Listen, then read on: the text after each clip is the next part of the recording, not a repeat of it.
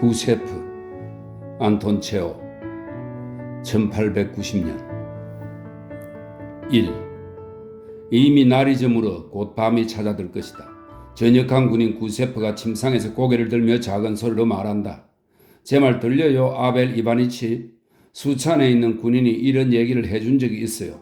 한 번은 걔네들이 항해를 하는데 배가 물고기를 타고 오르는 바람에 배 바닥에 구멍이 났다는 거예요. 구세프가 말을 거는 사람은 그 신분을 알 수 없는 자로 배의 병동에서는 모두 그를 파벨 이바니치라 부른다. 그는 아무 소리도 듣지 못한 듯 침묵하고 있다. 다시 정적이 흐른다.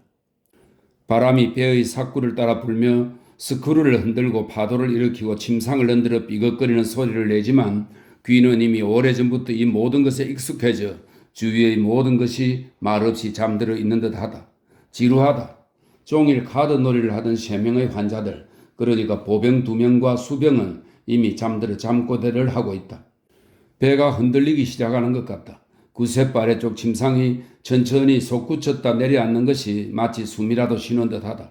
이런 일이 한 번, 2번, 3번 이어진다. 무언가 바닥에 떨어져 쨍그랑 소리를 낸다. 컵이 떨어졌나 보다. 바람이 사슬에서 풀려났구먼. 바람 소리를 들으며 구세프가 말한다. 이번에는 파벨 이바니치가 기침을 하며 신경질적으로 답한다. 배가 물고기 위에 올라타지를 않나? 바람이 사슬에서 풀려나지를 않나? 바람이 뭐 짐승인 줄 아나? 사슬에서 풀려나게? 신자들은 그렇게 말한다고요. 그럼 신자들도 자네처럼 무식한 인간들이 모양이지? 그놈들이 어디 그런 말들만 하나? 어깨 위에 달린 자기 머리로 생각이란 걸 해야 하는 거야. 생각 없는 사람 같으니라고. 파벨 이바니치는 해양병을 앓고 있다. 배가 흔들릴 때면 그는 성이 나서 사소한 일, 그것도 구세프가 생각하기에는 정말 아무것도 아닌 일에 짜증을 낸다. 물고기 이야기나 사슬에서 풀려난 바람 이야기가 뭐 그리 이상하거나 황당한가?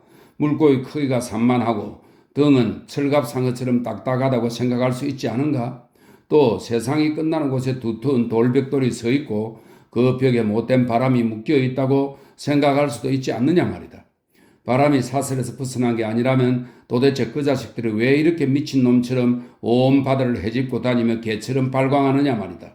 그리고 묶여있는 게 아니라면 바다가 고요할 때 그놈들은 도대체 어디에 가 있단 말인가. 구세프는 오랫동안 산처럼 커다란 물고기와 녹이 선 굵은 사슬을 생각한다. 그러다가 지루해지자 고향 생각을 하기 시작한다.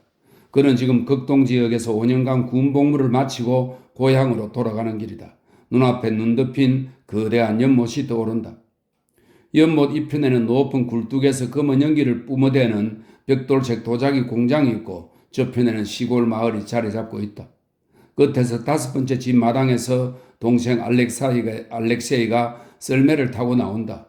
동생 뒤에는 커다란 방한 장화를 신은 아들 녀석 방카와 역시 방한 장화를 신은 딸년 아쿨카가 타고 있다.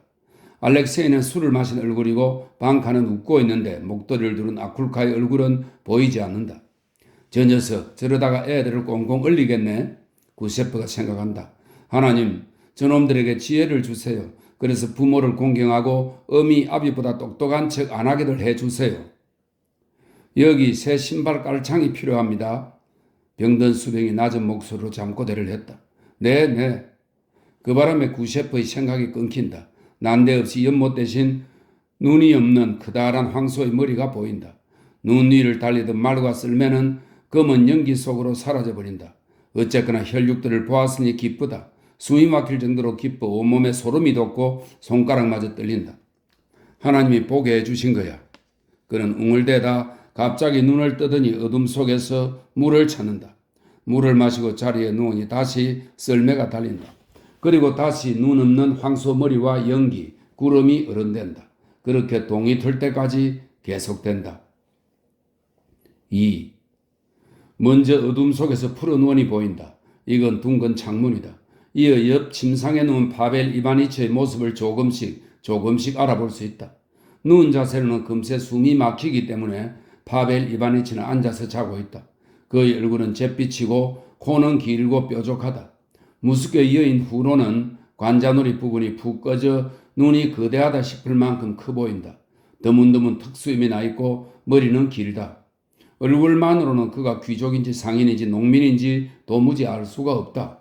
표정이나 긴 수염을 보면 수도승이나 수도원 행자처럼 보이지만 하는 말을 들어보면 수도승은 아닌 것 같다. 그는 더위와 멀미 그리고 해양병으로 탈진해 힘겹게 숨을 몰아쉬며 바짝 마른 입술을 움직인다. 그러다 구세프가 자기를 바라보는 것을 느끼고는 그를 향해 고개를 돌려 말한다. 이제 알겠구먼. 그래, 이제 모든 걸 제대로 알겠어. 파벨 이바니치, 뭘 하시겠다는 겁니까? 뭐냐면 말이지. 난 중병에 걸린 자네가 병원 침대에 있지 않고 이렇게 덥고 답답하고 흔들리는 배에 탄 게 항상 이상했거든? 여기선 사소한 걸로도 죽음에 이를 수 있는데 말이야. 그런데 이제는 왜 그랬는지 정확히 알겠어. 그래, 의사들은 자네한테서 벗어나려고 자네를 배에 태운 거야. 짐승 같은 자네랑 씨름한 게 너무 지겨워서 그런 거라고. 돈도 안 내지. 지독한 냄새는 풍기지. 게다가 죽어서 자기들 보고서까지 더럽힐 거지. 한마디로 짐승인 거지. 그리고 자네한테서 벗어나는 건 어려운 일이 아니거든. 우선 양심과 인간애가 없으면 되고 두 번째는 배의 관리자들을 속이면 되니까. 첫 번째는 조건이랄 것도 없지. 우린 이 방면에선 모두 뛰어난 배우들이니까. 그리고 두 번째는 어느 정도 경험만 있으면 언제든 성공할 수 있는 일이거든. 건강한 병사들과 수병들이 400명이나 있으니 그 속에 섞여 있는 환자 5명은 눈에 띌 리가 없지. 그렇게 해서 자네를 배로 쫓아내 건강한 사람들과 섞어 놓았고 후다닥 숫자를 세는 북새통에 아무 문제도 발견하지 못한 거야. 그러다가 배가 떠난 다음에야 죽기 직전인 병신들이랑 폐병쟁이들이 갑판에서 뒹굴고 있다는 걸 알게 된 거지. 구세프는 파벨 이바니치가 한 말을 이해하지 못한다. 그저 자기를 욕한다고 생각하고는 변명을 늘어놓는다. 갑판에 누워 있었던 건요, 힘이 없어서 그랬어요. 우리를 짐배에서 이 전기선으로 옮겼을 때 징그럽게 추웠거든요. 정말 놀라울 뿐이야. 파벨 이바니치가 계속한다. 중요한 건 자네가 이 긴 여행을 견디지 못하리라는 걸 잘 알면서도 여기 태웠다는 거지. 뭐 어찌어찌해서 인도양까지는 간다고 해도 그 다음은 어찌 될 것 같나 생각하기도 끔찍하지. 그리고 이 모든 게 진실하고 순결한 군복무에 대한 감사의 표시라 이거지. 파벨 이바니치는 독이오른 눈을 하더니 혐오스러운 듯 인상을 쓰고는 숨을 헐떡이며 말한다. 신문에서 펜이 부서지라 써갈기에 욕을 내야 하는 게 바로 그런 놈들이란 말이야. 병든 보병 둘과 수병은 일어나서 벌써 카드 놀이를 하고 있다. 수병은 침상에 반쯤 몸을 누인 채 앉아있고 보병들은 그 곁 바닥에 너무도 불편한 자세로 앉아있다. 한 병사는 삼각 붕대를 한 오른팔 손목 부분에 붕대가 칭칭 감겨 있어 오른쪽 겨드랑이 밑이나 팔꿈치 앞쪽 접히는 부분에 카드를 끼고 왼손으로 게임을 한다. 배가 심하게 흔들려 일어설 수도 실컷 차를 마실 수도 약을 먹을 수도 없다. 자넨 졸병이었나? 파벨 이바니치가 구셰프에게 묻는다. 네, 졸병이었습니다. 맙소사, 하나님 맙소사. 파벨 이바니치가 이렇게 말하며 서글프다는 듯 고개를 젓는다. 태어난 둥지에서 사람을 끄집어내서는 15,000베르스타를 끌고 가서 폐병에 걸리게 하다니 도대체 뭘 위해 이런 짓거리를 하는지 묻지 않을 수가 없어. 이 쫄병을 무슨 코페킨 대위나 더이르카 소위로 만들려고 정말 대단한 논리야? 파벨 이바니치 일이 힘들지는 않았어요.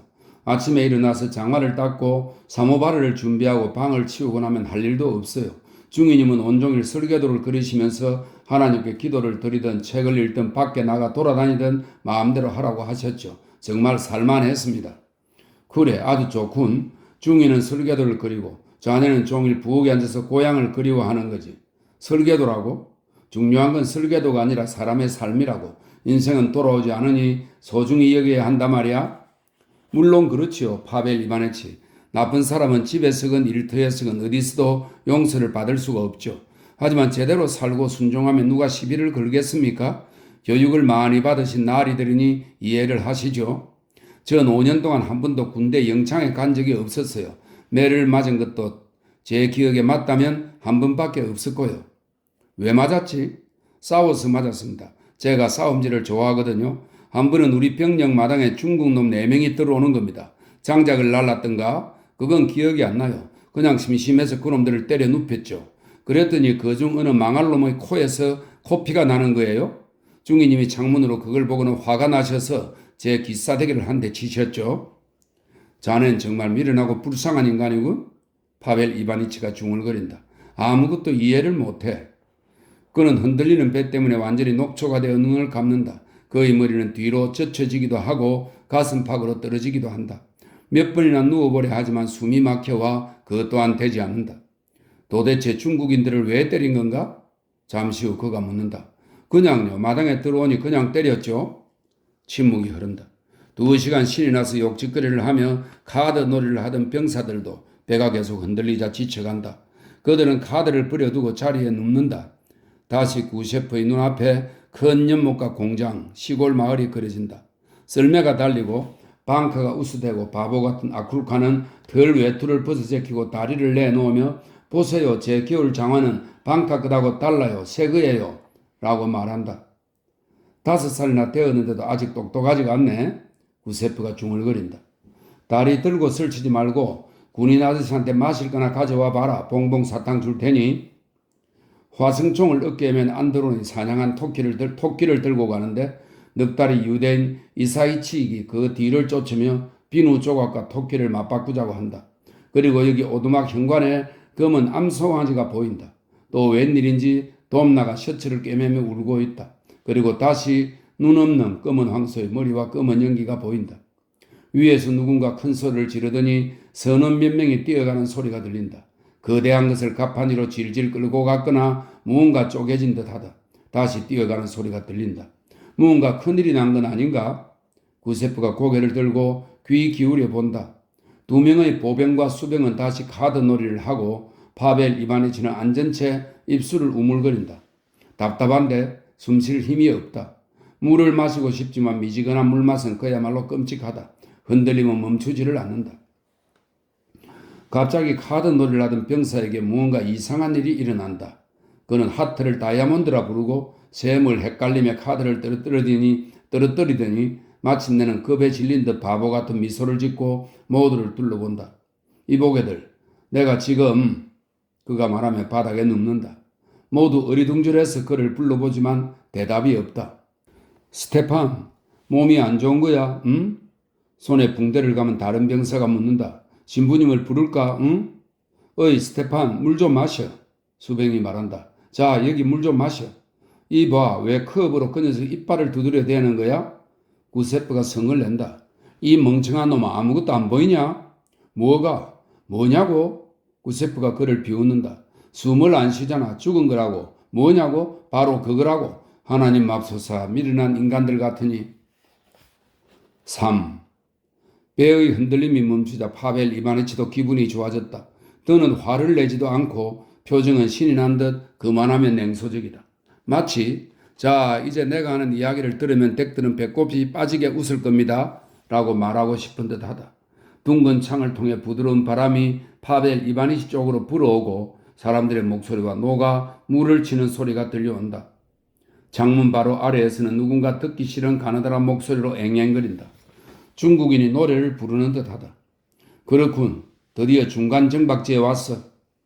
파벨 이바니치가 냉소적인 미소를 띠며 말한다. 아마 한 달만 더 있으면 우리도 러시아에 도착하겠지. 그래, 존경하는 군인 양반들. 그렇게 될 거야. 오데사에 도착하면 난 거기서 곧장 하리코프로 갈 생각이네. 하리코프에 문화가는 친구가 있는데 그 녀석한테 가서 이렇게 말해야지. 어이 형씨, 옆편네들의 큐피트 이야기나 자연의 아름다움에 대한 그 추접한 이야기들은 잠시 접어두고 두 발 달린 짐승들의 실체를 좀 폭로해보는 게 어떨까? 자, 여기 자네한테 주제를 주지. 그는 잠시 무언가 생각하더니 말을 잇는다. 구세프, 내가 그 녀석들을 어떻게 속에 넘겼는지 아나? 누구 말입니까? 파벨 이바니치? 그놈들 말이야. 이 배에는 1등석과 3등석만 있거든. 게다가 3등석에는 농민들, 그러니까 천민들만 탈 수 있다 이거야. 재킷을 입고 멀리서 보기에도 귀족날이나 부르주아처럼 보이면 1등석을 타야 하는 거지. 무슨 수를 써서라도 500루블을 내라 이거고. 내가 물었지. 도대체 왜 이런 규칙을 정하신 건가요? 이런 걸로 러시아 인텔리케인자의 위상을 높이기라도 하겠다는 겁니까? 절대 그런 게 아닙니다. 지체 높은 분들은 3등석을 타고 가실 수 없기 때문에 안 보내드리는 것뿐입니다. 거긴 정말 더럽고 끔찍합니다. 그렇습니까? 지쳐높은 사람들을 그렇게까지 걱정해 주시니 고맙습니다. 하지만 거기가 더럽건 깨끗하건 간에 전 500루블이 없습니다. 공금을 횡령한 적도 없고 외국인을 착취한 적도 없고 밀수를 한 적도 없고 누구를 죽도록 패본 적도 없습니다.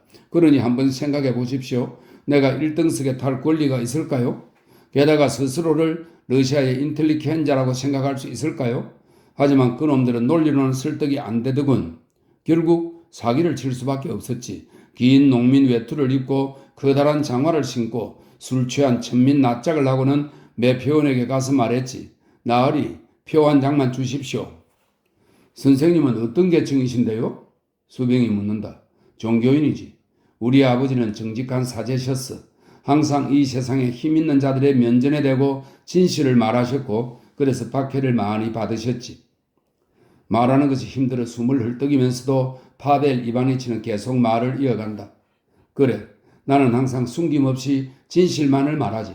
난 그 누구도 그 무엇도 두렵지 않아. 이런 면에서 나랑 자네들 사이엔 어마어마한 차이가 있지. 자네들은 무지하고 눈물고 학대받은 사람들이야. 아무것도 보지 못하고 보더라도 이해를 못하지. 바람이 사슬에서 벗어났다고 하면 짐승 같은 야만인인 자네들은 그걸 그대로 믿어버린단 말이야. 목을 내리치면 손에 입을 맞추고 모피코트를 입은 짐승이 와서 자네들 재산을 다 도적질하고 1.5 코페이가를 테이프로 던져주면 나으리 입 맞출 수 있게 손을 주십시오 라고 말하지. 불쌍한 사람들, 자네들은 열등한 족속이야? 하지만 난 달라. 난 의식적으로 살고 땅 위를 나는 독수리나 매처럼 모든 것을 보고 이해하지. 나는 육화된 저항이야.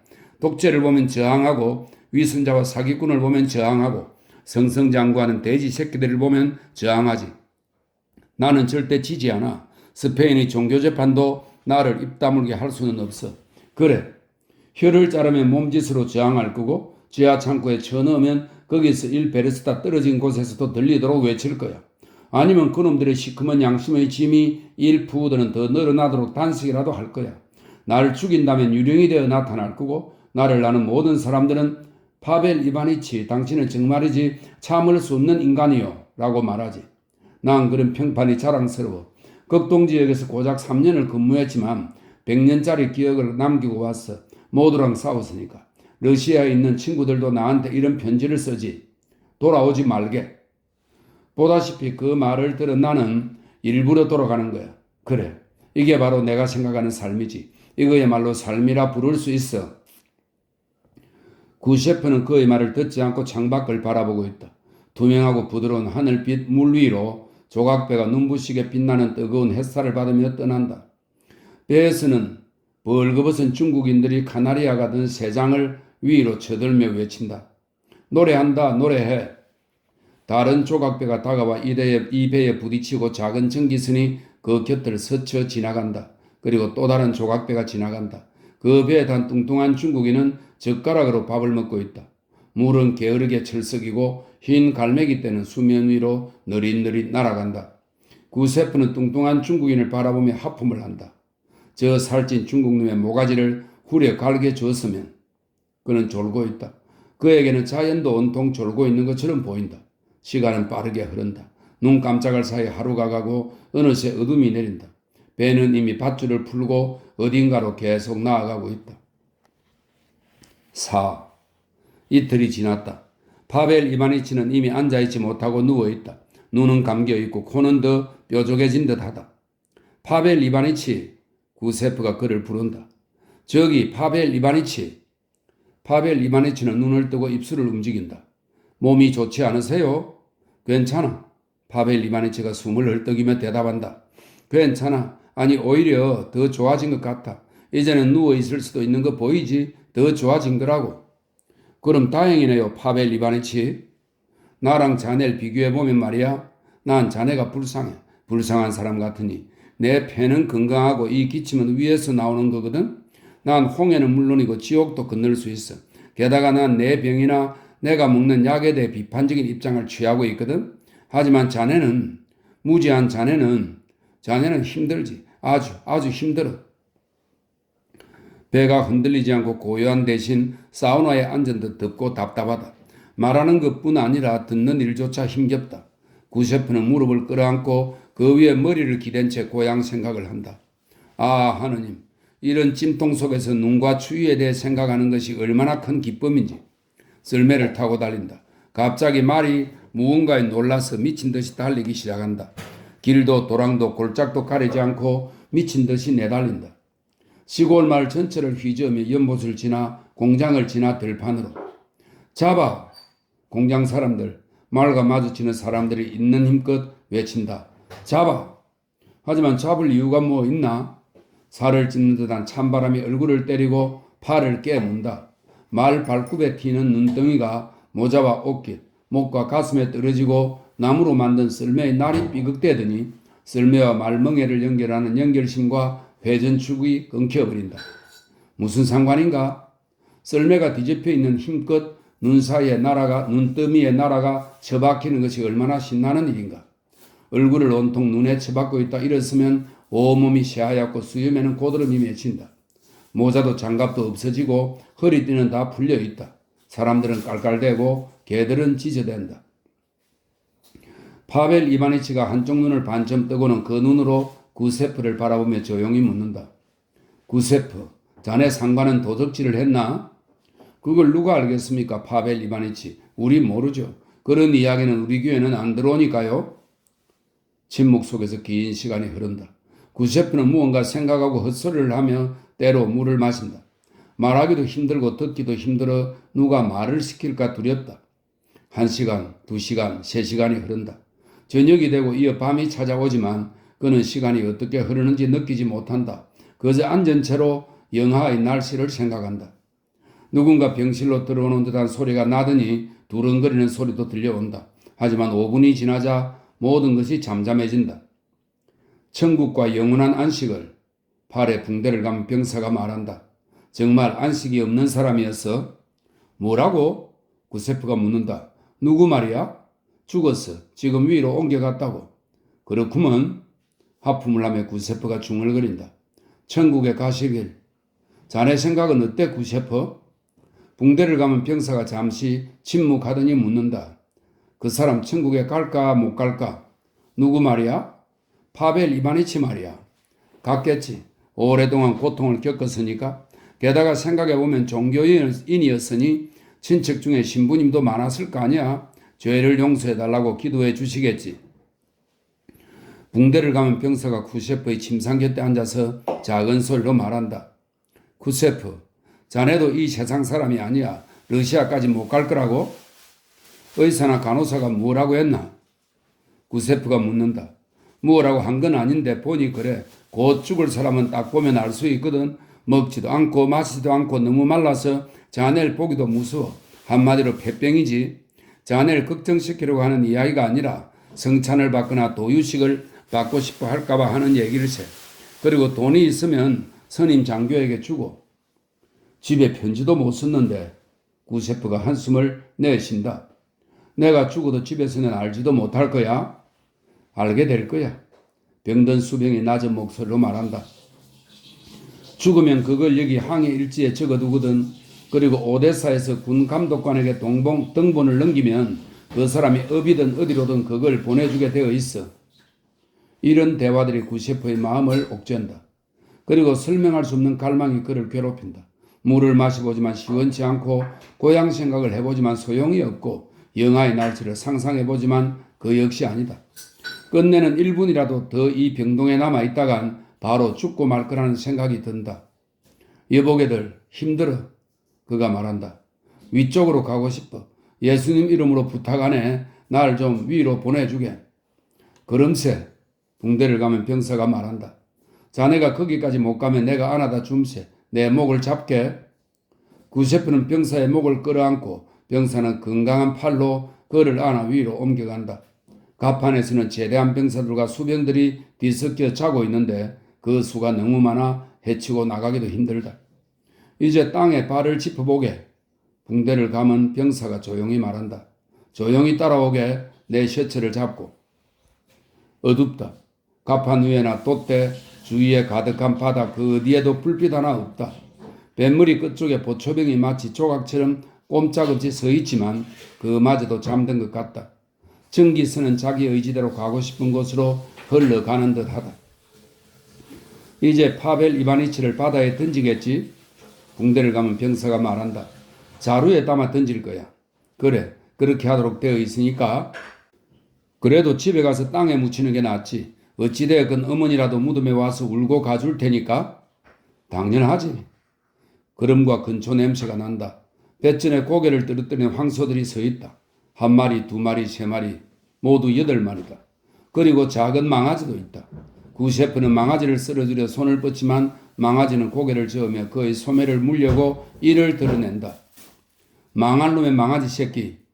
구셰프가 성을 낸다. 구셰프와 병사 둘은 조용히 뱃머리 쪽으로 다가가 뱃전에 서서 말없이 위아래쪽을 번갈아 바라본다. 그들의 머리 위로는 꼭 시골 집에서처럼 푸른 하늘과 선명한 별들이 보이고 평안과 고요가 흐른다. 하지만 아래에는 어둠과 무질서 뿐이다. 도대체 무엇을 위해서인지 모르지만 높은 파도가 소리를 낸다. 파도는 남보다 더 높이 오르려 애쓰며 다른 녀석을 누르고 뒤쫓는다. 그러면 흰갈기를 반짝이는 또 다른 파도가 앞선 놈에게 달려든다. 이전 놈들처럼 광폭하고 흉하다. 바다에는 의미도 없고 연민도 없다. 전기선이 좀 더 작고 견고한 철로 만들어지지 않았더라면 파도는 일말의 동정심도 없이 전기선을 산산조각 내고 성자와 죄인을 가르지 않고 여기 있는 모든 사람을 삼켜버렸을 것이다. 잔혹하고 무의미한 표정을 하고 있는 것은 전기선도 마찬가지다. 이 코 큰 괴물은 앞으로 돌진하며 앞길을 막는 수많은 파도를 갈라버린다. 이놈은 어둠도 바람도 공간도 고독도 두려워하지 않는다. 그에게 가치 있는 것이라고는 아무것도 없으니까.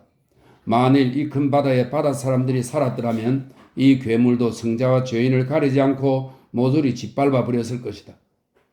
지금 우린 어디쯤 가고 있는 거지? 구세프가 묻는다. 모르겠어. 대양을 지나고 있겠지. 육지를 볼 수가 없구먼. 육지라니. 이래는 지나야 볼 수 있다더군. 두 병사는 모두 인광을 내는 흰 물거품을 바라보며 말없이 생각에 잠긴다. 먼저 침묵을 깬 건 구세프다. 아무것도 무섭진 않아. 그가 말한다. 그냥 어두운 숲에 혼자 앉아 있는 것 같은 느낌이 끔찍해. 지금 바다에 그룻배를 내리고 장교가 백베르스타를 가서 물고기를 잡아오라고 한다면 말이야. 갈 수 있어. 아니면 지금 세례받은 정교도가 물에 빠지면 구하러 따라 들어갈 수도 있어. 독일 놈이나 중국 놈을 구하지는 않겠지만 정교도라면 따라가서 구할 거라고? 죽는 게 무섭진 않고? 무섭지. 농살도 걱정이고 집에 동생놈이 있긴 한데 착실하지가 않거든. 술을 주정뱅이에 괜히 마누라나 패고 부모님도 공경할 줄 모르는 놈이야. 내가 없으면 모두 다 망해버리고 아버지랑 어머니는 거지가 돼서 여기저기 떠도시게 될 거야. 근데 이복에 서 있을 수가 없네. 게다가 여기도 덥구먼. 가서 잠이나 자세. 오. 구셰프는 병동으로 돌아와 침상에 눕는다. 전처럼 설명할 수 없는 갈망이 그를 괴롭히지만 도대체 뭐가 필요한지 알 수가 없다. 가슴 속에서 무언가 그를 짓누르고 머리는 윙윙 울리며 입속은 바짝바짝 타올라 혀를 움직이기도 힘들다. 그는 깜빡깜빡 졸며 헛소리를 하다가 악몽과 기침, 더위에 지쳐 아침녘이 되어서야 깊이 잠든다. 꿈속에 막사가 보인다. 막사의 배치가에서 막 구운 빵을 꺼내자 그는 배치가 위로 기어들어 자작나무 가지로 온몸을 두드리면 사우나를 한다. 이틀을 자고 사흘째 되는 날 정오에 위에서 수병 2명이 내려와 그를 들것에 실어 내간다. 그를 범퍼로 사서 꿰매고 무게가 더 나가도록 그 속에 쇠막대기 2개를 집어넣는다. 구세프를 싼 범퍼는 머리 쪽은 넓고 다리 쪽은 좁은 것이 당근이니 무처럼 보인다. 해가 지기 전에 그를 갑판으로 옮겨가 판자 위에 내려놓는다. 판자의 한쪽 끝은 뱃전에 다른 한쪽 끝은 간이 의자 위에 올려둔 상자 위에 놓여 있다. 주위에는 전역한 군인과 선원들이 둘러서 있다. 하나님은 자비로우시다. 사제가 장례를 시작했다. 언제나 오늘도 영원히 세세무궁토록. 아멘. 수병 3명이 노래한다. 전역한 군인과 선원들은 성호를 걷고 파도 치는 곳을 바라본다. 인간이 범프에 쌓여 지금 저 파도를 향해 날아갈 거라는 사실이 기이하기만 하다. 정말 누구에게나 이런 일이 일어날 수 있단 말인가. 사제가 구세프에게 흙을 뿌리고 절한다. 사람들은 영원한 기억을 노래한다. 당번병이 나무 판자의 한쪽 끝을 들자 구세포는 판자를 따라 미끄러지며 머리를 아래로 하여 밑으로 떨어진다. 그러고는 공기 중에서 방향을 바꾸며 뒤집어지다가 풍덩 물거품이 그를 덮어 일순간 그는 레이스에 감싸인 듯하다. 하지만 그 순간이 지나자 파도 속으로 사라져간다. 그는 빠르게 바닥을 향해 나아간다. 바닥에 도달할까? 바닥까지는 4베르스타는 가야 한다고 한다. 8, 9, 4젠쯤 지나자 그는 규칙적으로 흔들리며 점점 더 조용히 움직이기 시작한다. 마치 생각을 바꾼 듯 물길에 이끌리며 아래로보다는 옆으로 더 빠르게 돌진한다. 바로 그때 그가 가는 길에 방어떼가 나타난다. 물고기들의 시커먼 몸뚱이를 보고 얼어붙은 듯 멈추어 서더니 일시에 방향을 바꾸어 사라져버린다. 하지만 1분이 채 지나지 않아 다시 화살처럼 빠르게 구세포에게 달려들어 지그재그로 구세포 주변에 물을 헤치며 헤엄치기 시작한다. 잠시 후 또 하나의 시커먼 몸뚱이가 보인다. 상어다. 상어는 분명 그를 보지 못한 채 점잔을 빼며 내키지 않는 듯 구세포의 아래쪽으로 헤엄쳐 온다. 구세포는 상어의 등 쪽으로 가라앉는다. 상어는 배가 위로 오도록 몸을 뒤집더니 따뜻하고 투명한 바다에서 여유롭게 놀다가 느릿느릿 두 줄의 이빨을 드러내며 거대한 입을 벌린다. 신이 난 방어들은 멈춘 채로 어떤 일이 벌어질지를 지켜본다. 범포에 쌓인 구세포의 몸을 가지고 놀던 상어는 마지못한 양 벌린 아래턱으로 구세포의 몸을 받치고는 이빨로 조심스레 건드려 본다. 범포가 머리에서 다리까지 몸 전체 길이로 찢어진다. 쇠 막대기 하나가 떨어지며 방어들을 놀라게 하고 상어의 옆구리를 치더니 빠르게 바닥을 향해 떨어진다. 이 시간 저 위에서는 해 지는 곳에 구름이 모여든다. 어떤 구름은 개선문처럼, 어떤 구름은 사자처럼, 또 다른 구름은 가위처럼 보인다. 구름 사이로 거대한 녹색 빛이 비치더니 하늘 한가운데까지 번진다. 잠시 후 그 빛과 나란히 보랏빛, 금빛, 장밋빛 줄기가 내리비친다. 하늘은 부드러운 라일락빛을 띠고 있다. 이 위대하고 매혹적인 하늘을 바라보며 대양은 처음에는 얼굴을 찌푸린다.